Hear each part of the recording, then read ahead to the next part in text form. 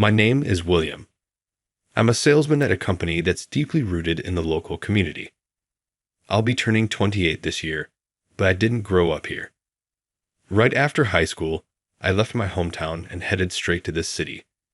I'm incredibly grateful to my boss for hiring a high school graduate like me and helping me grow into the person I am today. Back in the day, I had quite the reputation as a troublemaker in my hometown.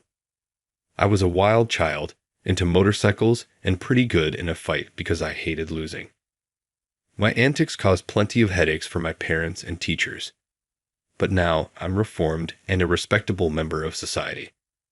I don't visit my hometown often, but when I do reach out, I can tell my parents are relieved.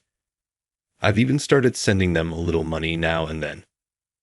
One day, after returning from a client's place, I got a call from my boss. He had been waiting for me. When I arrived at his office, the white-haired man greeted me with a smile. I apologized for keeping him waiting, but he waved it off. This boss of mine is a good guy, well known in town for his community involvement. He took me under his wing like I was his own son. He motioned for me to sit on the guest sofa and then said, "Sorry for the suddenness, but Robert, what do you think about matchmaking?" I was caught off guard. My social life lacks a feminine touch, but it's not like I can't attract women. I just haven't felt like dating because I'm still getting my life back on track. But this wasn't just about dating, it was about marriage. And coming from my boss, my benefactor, I felt anxious. He continued, "She's the daughter of the owner of Harris Enterprises. You've seen her at Chamber of Commerce parties, right?" I had seen her before. She was well known, not for her looks, but for never smiling. People called her a cool beauty, but she had zero sociability. Her beautiful eyes and well-proportioned face stood out even at those parties. The boss said the president of Harris Enterprises wanted to introduce her to a good young man, and my face came to mind. He handed me her marriage interview photo with a smile. The girl in the photo was definitely pretty but seemed unsociable. I had my own ideals. A cute, homely girl who eats well. This girl looked like she might be eating mist or something. I tried to decline politely, but the boss wasn't having it. "Are you saying my eyes are clouded? There's no one more suitable than you," he insisted. In the end, I agreed to the marriage interview, feeling a pit in my stomach. The date was set, and the boss even gave me money for a new suit. I reluctantly bought one, not wanting to ruin his reputation. On the day of the interview, I entered a high-class restaurant in my brand new suit, feeling a sharp pain in my stomach. I hadn't told my parents about the marriage interview because I planned to decline. Somehow, the boss was sitting with me as a substitute for my parents. After a while of sitting, the landlady of the restaurant showed up, and with the announcement, "Your party has arrived," the face of Harris Enterprises' boss appeared. Behind the president, his daughter in a formal dress followed. Seeing her up close, she had skin like porcelain and a beauty that was somehow out of this world. I was taken aback. "Sorry to keep you waiting. This is my daughter. Her name is Nora." President Harris introduced her. She slightly retracted her chin and nodded to me. Of course, there was no smile on her face. Rather, I was startled by the sharpness of her gaze when she quietly looked at me.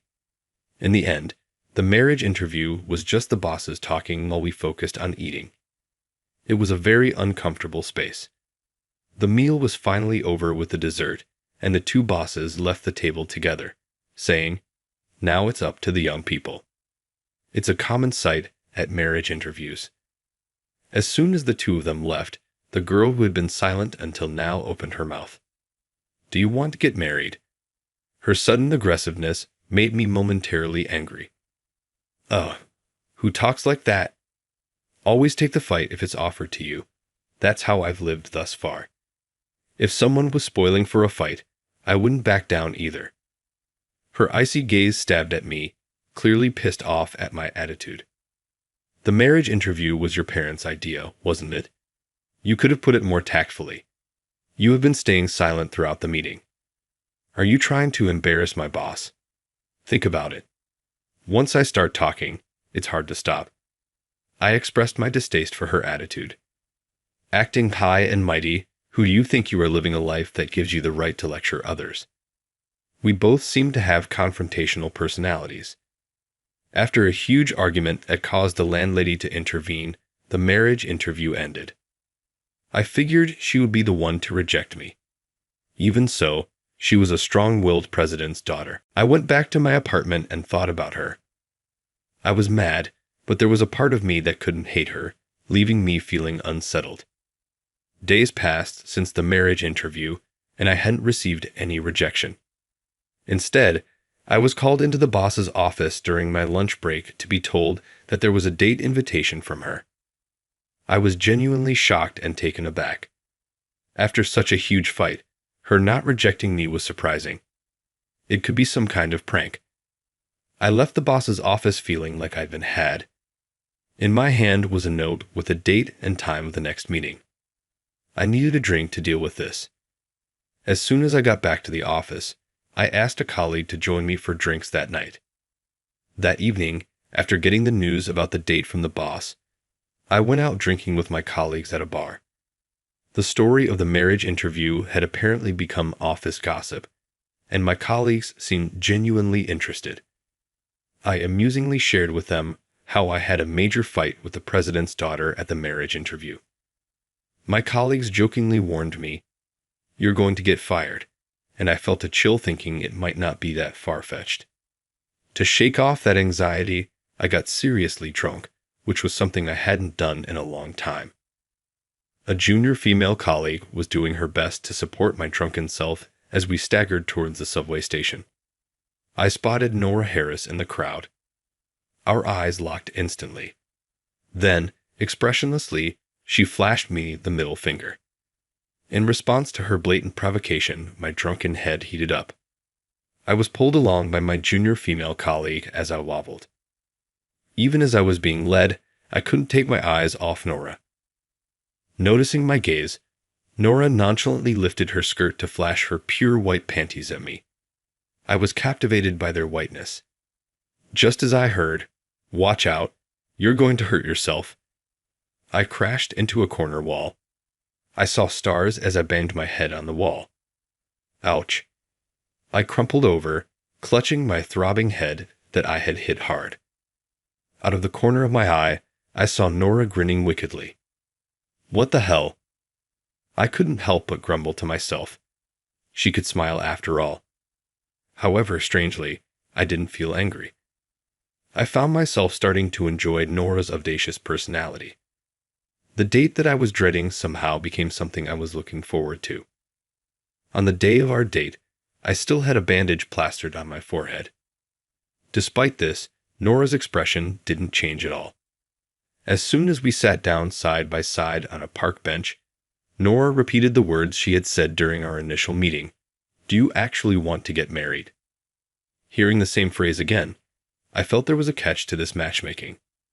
I thought that she might have a compelling reason to get married. If there's a reason I can help, would you mind sharing it with me honestly?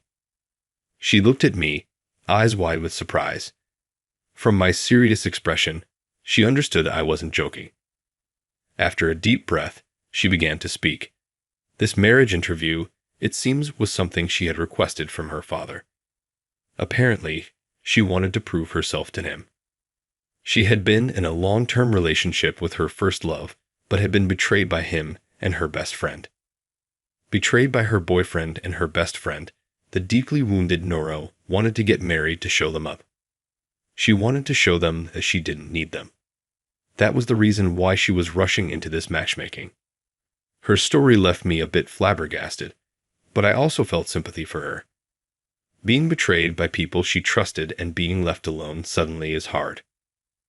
I am a daughter of a president, so it would be like you're marrying up, right? I'll also treat your parents well. If you want, we can even divorce when it suits you. Her face was dead serious as she desperately tried to persuade me. I guess she's this desperate because she still can't forget her first love. Suddenly, I found myself feeling a strange affection for her. So much for her cool beauty persona. Isn't she just a girl who can't forget her first love? I wouldn't mind going out of my way for her. After hearing her whole story, I found myself thinking like that. All right, I'll do it. Let's get married. At my response, her face lit up. Thank you, she said. A faint smile played on her lips as she held back her tears. The disbalance in her expression was so beautiful that I found myself at a loss for words. It just hit me how sudden moments that capture your heart can be. The talk of marriage moved ahead swiftly. After all, Nora wanted to get married as soon as possible. When I reported my plans to marry to the boss, he was happier than when his own son got married. I want to pay a visit to your parents, she said when I was about to start looking for a wedding venue. Nora said so with a serious face. I hadn't been back to my hometown or my parents' house in a long time. For me, my hometown was a place I had essentially abandoned. Only embarrassing memories remained. I was a little afraid to take her back to such a place. I didn't want to deliberately show her parts of myself that I disliked. But she said it's a necessary step and wouldn't take no for an answer. In a way, she almost forcefully decided on my return home. When we actually got there, I was surprised to find everything looking so familiar. The family home I so disliked returning to now felt incredibly nostalgic. Seeing my parents again after a long time, they had aged more than I imagined and looked noticeably smaller. My mom teared up at the sight of me, and when I introduced Nora as my future wife, she sobbed. She was overwhelmed with joy. My silent dad also seemed happy about my return, albeit in his own quiet way. After the greeting with my parents, I took her to something she had insisted on seeing during our visit. I led her behind the family's barn. There, her eyes lit up, and she exclaimed, "This is amazing." My motorcycle was just left out there next to the barn. Surprisingly, she loves motorcycles and has a license for large ones.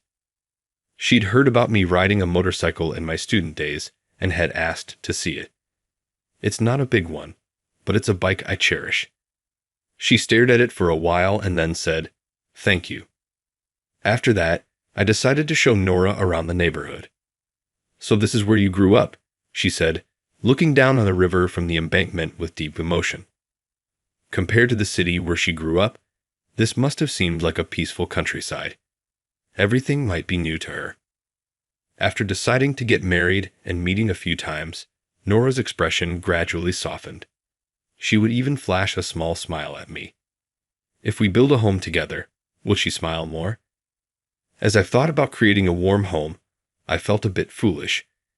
She's marrying me not because she loves me, I remembered. But I guess it's okay because I'm in love with her. "Hey, is that you, Robert?" A hoarse voice called out to me, probably from too much drink. Turning around, I saw an old friend from my rebellious days, Steve, looking at me with a surprised expression. On either side of Steve Young, punks still in their prime were standing by. It seems Steve couldn't manage to reform himself after all. "Yes, but who are you again?" I replied. The heat in the room instantly surged. I figured he was a mate from my reckless past, but his features had changed so much I couldn't recognize him. The signs of a rough life were etched onto his face. "You think you can just waltz back here after all this time, acting high and mighty like the old days?" He glared and threatened me, but I wasn't scared in the slightest. My only worry was whether my girlfriend, who was with me, would be in any harm. As we locked eyes, Nora peeked her head out between us. "So it's true.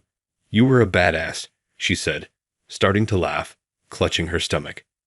Seeing her laugh so freely, both Steve and I were taken aback, losing momentum. "Who's this you're with?" "She's the woman I'm going to marry." "I see." Just like that, a peaceful expression fell over Steve's face as he looked at Nora. "It seems like your life has been moving on just fine." Hearing that, I remembered clearly who this guy was. The moment I realized, I froze on the spot. He was my ex-girlfriend's brother. I wanted to say something, but the words stuck in my throat, and I couldn't get anything out. While I was frozen in place, he gave Nora a gentle pat on the shoulder and smiled. Be happy with Robert. I had a sister too. She's not in this world anymore, but do it for her sake as well." Leaving those words behind, he started to walk towards his car parked under the Livy. The way he slouched slightly as he walked looked like a testament to the past he was carrying. As I stood there in a daze, Nora took my arm and smiled. "Should we go visit your ex-girlfriend and your buddy?" At her words, I shuddered. I wondered how she knew. My mind spinning, I left my hometown because of a motorcycle accident. I loved motorcycles since my rebellious days, and in my youthful folly, I thought reckless riding was cool. Back then, my girlfriend was a year younger, and she often rode behind me on my motorcycle. The night of the accident, I was at the police station because of a fight I got into during the day, along with my parents and my school teacher. When she heard I was taken to the station, she panicked. She was riding on the back of my boy's bike to come pick me up from the station when the accident happened. It wasn't because they were riding recklessly. The driver of the compact car that hit their motorcycle was an unlicensed high schooler. He was a kid just like us, up to no good, and apparently he fled the scene without even calling an ambulance. When I was finally released from the police station, I remember being punched out of the blue by her brother at the entrance. When I finally saw her and my buddy in the cold morgue, I couldn't even cry. I was left in a state of utter disbelief, emotionless, unable to do anything but gaze at the two of them. Afterward, as soon as I graduated, I left my hometown. I left everything behind, including my home, to start afresh. To my surprise, Nora seemed to know all about this. "My dad would have definitely looked into my potential match," she said with a hint of regret. It made me wonder, knowing all that, why she would agree to this matchmaking. Knowing my past, how did this match even happen? By all accounts, I was a nuisance, wasn't I? Did her father not consider the harm it could do to his daughter? Times change. "My dad understands that, and so do I," she retorted, sounding a bit upset. I scratched my head, realizing the depth of Nora's father's understanding. Perhaps being raised by such a parent is what made Nora as compassionate as she is. When I met her and his best friend for the first time, I visited the graves of my ex-girlfriend and best friend. Nora stood next to me, her hands folded in silent prayer. When I asked her what she'd been talking about, she said, "I was informing them about our marriage." With a chuckle, I declared that I was taking Robert. With a serious face, Nora walked ahead, leaving me stunned. She turned back and reached out to me. I took her hand. We held hands for the first time. Her hand was slightly sweaty, perhaps from the nervousness. Her face was calm as always. When I gently swung our hands, she looked down and gave a small, shy smile. Her shy smile was endearing. I wished she could open up to me sooner, and so we walked hand in hand down the Sunset Road, lost in thought. 6 months after greeting my parents, we were finally on the eve of our wedding. Nora was still a grad student and surprisingly busier than I was with my job. "You're free to do what you want on your last night as a bachelor, you know," Nora told me at the cafe we were meeting at. My coworkers had invited me for drinks, but I wasn't particularly excited about my last bachelor's night. I was a little worried that Nora might get cold feet at the last moment. Nora, unaware of my feelings, seemed slightly upset. "I think she feels guilty for pushing me into this marriage." How awful." Nora's face fell as she raised her voice. "Do you know them? It's my ex, Tom." As I turned to the entrance, I saw a man in a suit and a trendy-looking girl entering the cafe. When the man spotted Nora, a distasteful grin spread across his face. He walked straight over to our table. "Long time no see. So you're getting married, huh?" He talked as if we were close, but his eyes weren't smiling. He was a good-looking guy, but there was a hint of danger about him. "Tomorrow is our wedding. It's a small ceremony for my family only. This is Robert. He's going to be my husband," Nora introduced. I gave a slight bow and muttered a quick hi. The man looked down at me as though I was something disgusting. The girl with him looked anxious. So you're being shipped off to a husband so soon? Is this an arranged marriage or just a move to get back at me? Pathetic, despite his provocative words, her expression remained unchanged. She cast her eyes down, seemingly ignoring the man's harsh words. Even if Nora could shrug it off, I couldn't. I glared at the man from my seat. My attitude seemed to make him falter slightly. I don't know where he comes from, but I'm not about to be bested by some man who's probably never thrown a punch in his life. Are you trying to pick a fight with my wife or with me? I don't back down from a fight, you know. What are you going to do? So what if it's an arranged marriage? Nora is the woman I chose. She's too good for you. When I growled back, Tom's face went pale. Layla, who fell in love with Tom, pulled the man's sleeve and said in a low voice, "Stop it. Really? You're going to marry this uncouth man? Don't expect to be happy." Tom spat out a petty parting shot, then hurried out of the cafe as though he was fleeing. Nora watched him go, her face stunned. Then she turned to look at me intently. I felt strangely uncomfortable under her gaze. Unable to endure Nora's scrutiny, I turned away. Ignoring my discomfort, she placed her hands on my cheeks and turned my face towards her. "Do you love me?" She looked deeply into my eyes and quietly asked the question. Caught off guard, I started to panic. My body temperature rose dramatically. At the same time, an irrational anger welled up in me. What a clueless woman! My words slipped out in embarrassed frustration. She frowned and gave my cheek a firm pinch. Ouch. Ouch. Stop it. I just like you. Okay. I never said you had to like me back. The pinching fingers finally released me, but my moment of relief was short-lived as she swiftly slapped both her hands on my cheeks. Why do I have to endure this? I glared at Nora, my eyes watering from the pain in my cheeks. How clueless can you be, you thick-headed man? Surprised by her sudden confession, I pinched my own cheek. I wanted to make sure I wasn't dreaming. My cheek did hurt, and she was standing in front of me looking angry. She seemed to be on the verge of tears. Making the bride cry the day before the wedding was unforgivable. I'm sorry. I apologize. I realized that I was the clueless one. She had been giving me signals all this time, and I had missed them. Nora stood there, her face pouting. Tomorrow, she would be standing next to me in a pure white wedding dress.